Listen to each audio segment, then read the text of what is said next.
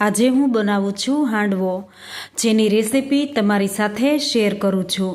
Recipe ગમે તો વિડીયોને લાઈક કરજો, તમારા ફ્રેન્ડ સર્કલમાં શેર કરજો અને ચેનલ સબસ્ક્રાઈબ જરૂર કરજો। તો પહેલાં ખીરું તૈયાર કરવાનું હોય છે, જેમાં મેં લોટ દળાવ્યો છે। લોટ દળાવો જ સહેલો પડે છે। લોટમાં મેં ચોખા, મગની દાળ, ચણાની દાળ, અડદની દાળ, થોડી મકાઈ અને જુવાર નાખી અને લોટ દળાવી લીધો। જ્યારે પણ હાંડવો બનાવવો હોય ત્યારે આથો નાખી દેવાનો। તો હાંડવો મારે રાત્રે બનાવવાનો હતો અને ખીરું મેં સવારે પલાળ્યું છે, થોડી છાશ અને વધારે પાણી નાખીને। હવે શાકભાજી નાખીને મસાલો તૈયાર કરીએ।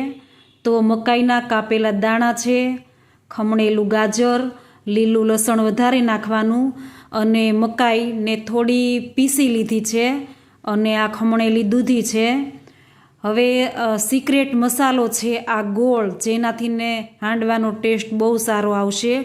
ગોળ અને આ એસકે અથાણાનો મસાલો નાખવાનો છે સ્વાદ પ્રમાણે હળદર, હિંગ, ધાણા જીરું અને મીઠું, સ્વાદ પ્રમાણે આદુ મરચીની પેસ્ટ।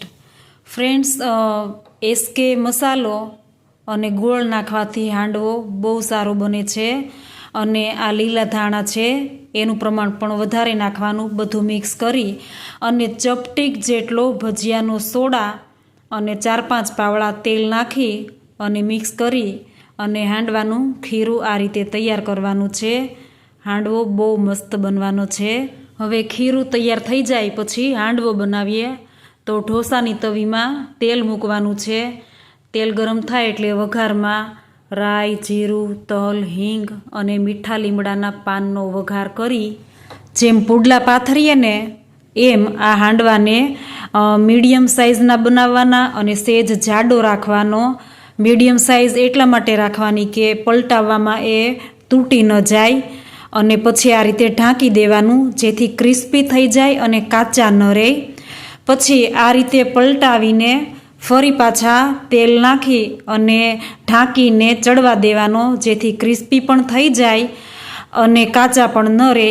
આ રીતે હાંડવો તૈયાર કરવાનો। ફ્રેન્ડ્સ, ખાવામાં બહુ જ ટેસ્ટી આ હાંડવો બને છે અને ઘરમાં બધાને ભાવશે। એકવાર જરૂરથી બનાવજો, બનાવવા તો સાવ સહેલા છે। ફ્રેન્ડ્સ, રેસિપી ગમી હોય તો વિડીયોને લાઈક, શેર, સબસ્ક્રાઈબ જરૂર કરજો।